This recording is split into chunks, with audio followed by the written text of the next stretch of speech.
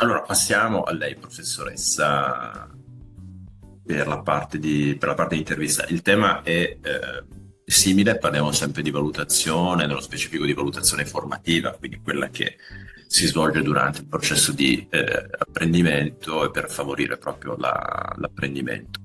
Quello che vogliamo chiederle, avendo una grande esperienza a riguardo, soprattutto dell'atto scolastico, e quali sono dal suo punto di vista, considerando proprio la sua esperienza, le sfide principali di implementare efficacemente la valutazione formativa nel contesto dell'apprendimento duale, considerando non solo il lato scuola, ma anche e soprattutto il lato aziendale, soprattutto anche rispetto a quello che ci ha raccontato Francesco adesso, delle vicende, degli accadimenti della vita quotidiana in azienda.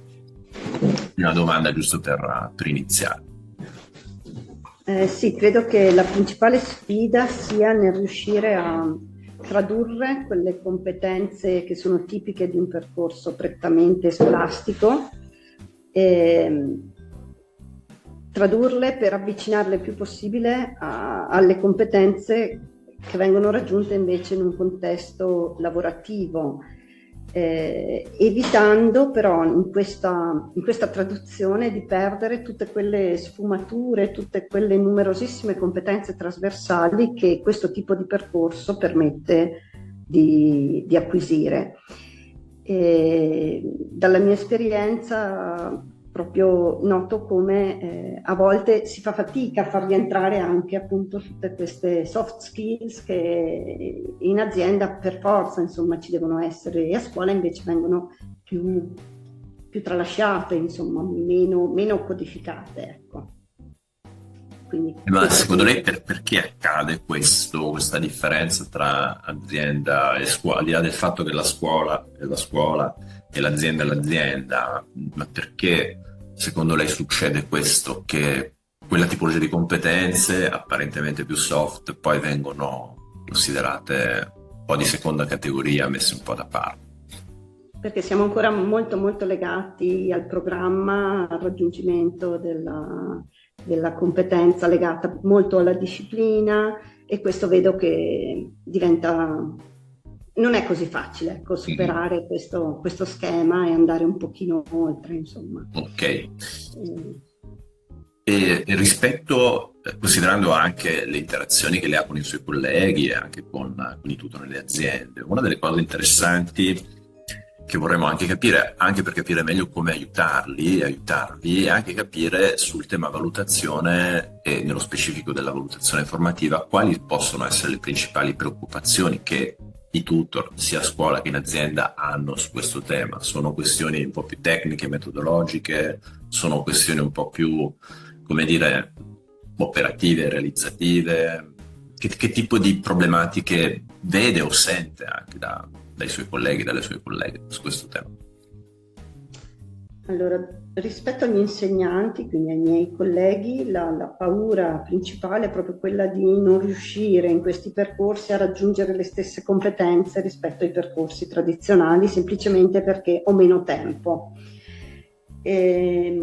Per quanto riguarda invece i tutor aziendali, la preoccupazione maggiore è non avere una formazione adeguata per poter valutare i ragazzi, e quindi qui un pochino entra in gioco il ruolo del tutor formativo, come posso essere io, che aiuta un pochino a appunto comprendere meglio e calare queste famose competenze che dobbiamo raggiungere al termine dell'anno in attività, abilità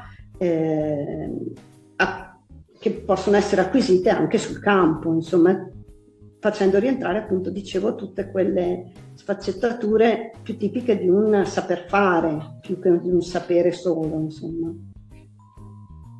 Ok, e per quanto riguarda i tutor aziendali, sempre dal suo punto di vista, è comprensibile il fatto che si sentono magari un po' a disagio, un po' distanti rispetto ad un ambito di competenza che non è immediatamente il loro.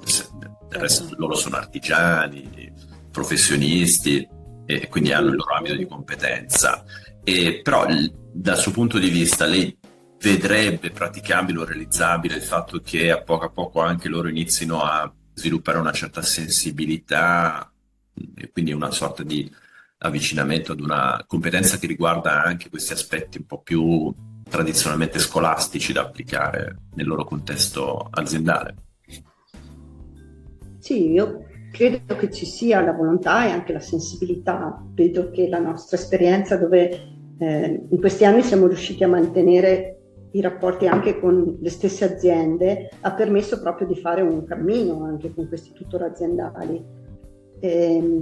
Ritengo molto importante anche quello un po' che diceva anche Francesco, no? Il confronto, quindi al di là della checklist anche la discussione, il confronto a tre, questi tre elementi fondamentali nel percorso duale, dove l'apprendista però è al centro, quindi il ragazzo è al centro, e facendo riferimento sempre a quell'episodio che diceva Francesco, lì proprio è emersa una difficoltà e solo il confronto di noi tre, dove abbiamo cercato di mettere in luce quali erano i punti di vista del ragazzo e del tutor aziendale, ha fatto emergere il problema e soprattutto ha fatto emergere la volontà di voler superarlo e di mettersi entrambi, anche col mio aiuto, in gioco per poter superare questo momento di impasse. E devo dire che il confronto è stato molto importante e ha portato proprio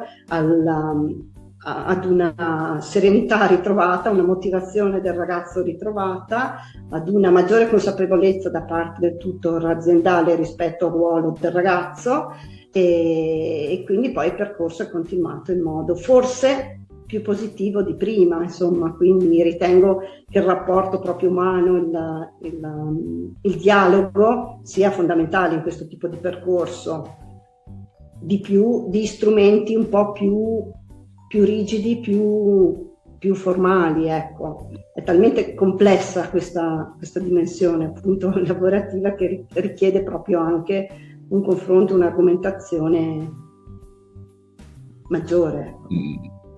Ecco, la ringrazio per questa risposta, perché ci serve per iniziare ad approfondire proprio questi tre raggruppamenti di strumenti che avevamo identificato per l'intervista, che sono proprio i dialoghi, la comunicazione, tutta la parte osservativa, di osservazioni e quindi anche di eventuali note prese durante le attività, e infine il cosiddetto feedback. Da quello che capisco, da quello che mi ha già detto lei su dialogo e comunicazione, questa sembra la modalità apparentemente più informale, ma può essere anche quella più efficace, un po' più utile forse, o percepita come tale in alcuni momenti, no? Da parte sia degli apprendisti che da parte dei tutor. Sì, assolutamente. Credo che anche da parte del ragazzo si vada proprio oltre, no? Al voto, al giudizio, no? Ma ci sia proprio questa complessità di elementi, no? Di osservazione del ragazzo, anche come lavora in team, come riesce ad organizzarsi un lavoro, come reagisce davanti a un imprevisto, come interagisce rispetto magari ad un piccolo richiamo. Quindi tutti aspetti importanti, insomma, da sono tenere. importanti. Ecco, se dovesse magari dare qualche suggerimento soprattutto ai tutor aziendali rispetto allo strumento del dialogo e della comunicazione, che cosa si sentirebbe eventualmente di suggerire oppure di consigliare per fare in modo che possano anche loro avere un approccio non solo così spontaneo, come tutti possiamo fare in quanto persone sensibili, ma un po' più anche consapevole rispetto a gestire queste comunicazioni quotidiane che possono avere un valore anche formativo e valutativo? Sì, io credo sia utile ritagliarsi proprio del tempo stabilito. Si può decidere insieme, insomma, una volta forse alla settimana è troppo, insomma, una volta ogni 15 giorni, dove proprio approfondire questi aspetti in modo che la valutazione venga vissuta dal ragazzo come un rinforzo positivo nel proprio percorso, anche perché spesso vedo nella formazione aziendale anche la valutazione è molto più immediata rispetto ad un contesto scolastico, nel senso che anche un'indicazione di come migliorare vede subito, magari già il giorno dopo, la settimana dopo, un miglioramento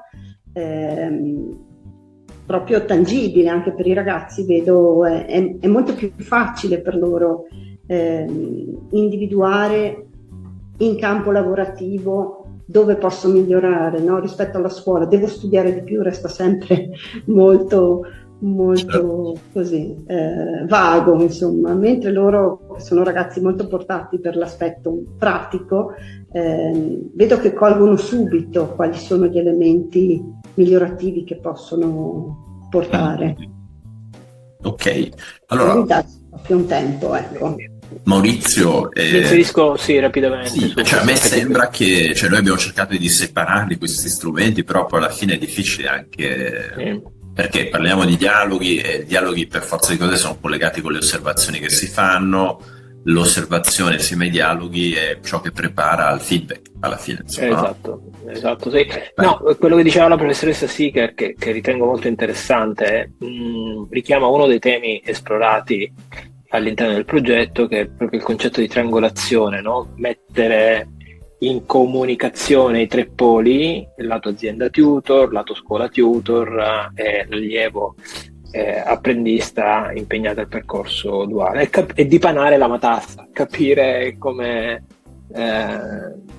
si sta andando, se ci sono dei punti d'arresto, come sbrogliare la matassa, capire come ci siamo arrivati, ma poi anche penso che una parte dei dialoghi sia anche dedicata ai punti di apprezzamento, no? Ciò che sta funzionando, come sta rispondendo, e credo che una parte sia anche, come dire, legata a come l'esperienza di un allievo, di un'allieva, uno dopo l'altro, consolidi il rapporto tra l'istituzione formativa e l'azienda.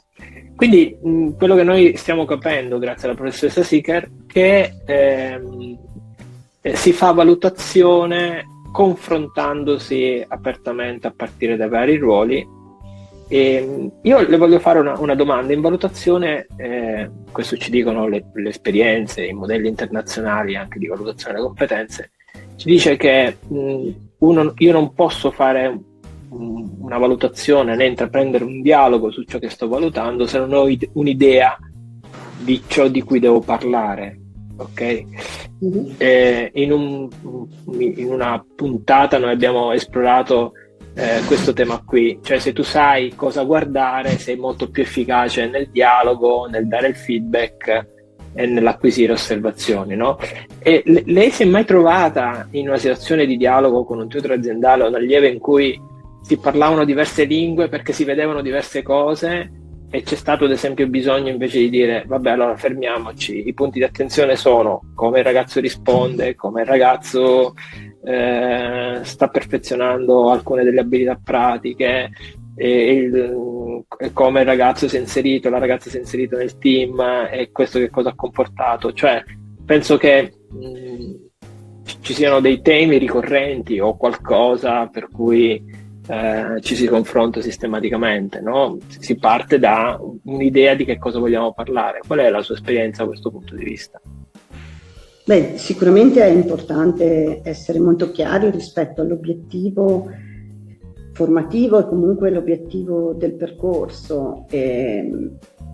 Può capitare, come è capitato appunto al nostro Francesco, che addirittura questi ragazzi molto, molto bravi, insomma, in campo pratico, operativo, operativo, sembra che siano arrivati a destinazione, insomma, no? Veniva un po' come dire, vabbè, ormai i lavori li sa fare, no? Quindi appunto le mansioni le svolge correttamente. Le svolge correttamente, quindi lì mi è capitato alcune volte di dover invece sottolineare di come è importante dare un'opportunità in più al ragazzo, cioè andare avanti, far condividere in questi percorsi anche cosa sta dietro, no? All'organizzazione di una... No, è interessante, cioè espandere il repertorio di informazioni, conoscenze e quindi davvero mettersi in una prospettiva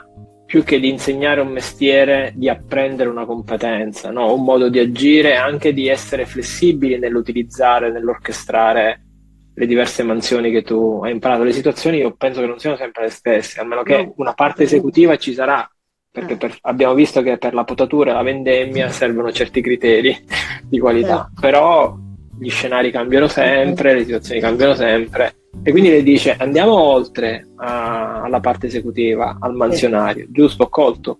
Sì, soprattutto con questi ragazzi diciamo più bravi, no? Dove dici vabbè, è bravo a potare, è bravo a vendemmiare, obiettivo raggiunto, no? Possiamo dargli di più, soprattutto con ragazzi che magari fanno il secondo anno per il diploma, quindi andare ad approfondire scelte imprenditoriali, condividere quali sono gli elementi che hanno portato a determinate scelte, quindi veramente andare in alto in queste competenze. Ecco. Quindi spostarsi proprio da un focus che è esecutivo, legato alla competenza tecnica, a invece la formazione della persona a 360 gradi, cioè in una prospettiva molto più, come dire, ampia, evoluta, anche di scelta, di responsabilità, di autonomia più ampia, cioè vediamo la persona in un modo più ampio. Va bene, Francesco, vuoi fare una sintesi? Ma allora sì, anche perché li abbiamo tenuti molto di più del tempo che ci aspettavamo, però è stato molto interessante, come spesso ci capita, allunghiamo volentieri quando i contenuti sono interessanti. Ma allora, giusto per fare una sintesi, siamo riusciti a intercettare i contenuti a cui miravamo effettivamente, sia per quanto riguarda l'esperienza di Francesco. Per noi è stato importante sentire il suo punto di vista da studente, da apprendista rispetto all'esperienza della valutazione, quindi è stato interessante il fatto che lui ci abbia identificato dei momenti che sono stati significativi per lui, del suo apprendimento, della sua valutazione. Abbiamo visto prima la potatura, la vendemmia e anche le vicende a questi momenti, quindi questo è anche l'elemento anche che può essere girato anche in termini di suggerimento ai nostri, soprattutto tutor aziendali. Questi piccoli momenti apparentemente banali sono in realtà i momenti che poi rimangono forse maggiormente impressi anche ai ragazzi e alle ragazze che fanno questo tipo di esperienze, quindi potrebbero essere sicuramente valorizzati da questo punto di vista. Soprattutto questo avviene con una chiarezza per quanto riguarda anche, chiamiamolo così, l'impianto di valutazione. Abbiamo parlato di criteri, lui stesso ci ha anticipato il discorso della checklist, quindi significa che c'è un livello di consapevolezza che deve essere necessario per quanto riguarda gli strumenti, e quindi questa è una cosa importante. Sulla parte della professoressa è stato interessante anche dal mio punto di vista vedere, capire quello che è il continuo rimbalzo da parte legata alle competenze tecnico-professionali e quelle un po' più trasversali. Sembra quasi che siano spesso difficili da integrare e da mettere insieme, ma forse anche da quello che abbiamo capito dalla professoressa, avere un approccio formativo alla valutazione forse può essere anche il modo per mettere insieme queste due istanze, valutare non solo per verificare che sia presente una competenza, ma anche per valutare per far crescere le persone, per migliorare. E io non avrei altro da aggiungere. Maurizio, se vuoi possiamo chiudere qua. Sì, quindi io ringrazio i nostri ospiti, ringrazio tutti coloro che ci hanno seguito in questo podcast dedicato alla valutazione, processi di apprendimento e percorsi duali. Per saperne di più sugli altri contenuti formativi del percorso vi invitiamo a visitare il nostro sito web del progetto Future Skills for Trainer, www.futureskillsfortrainer.eu. Grazie davvero, grazie di cuore.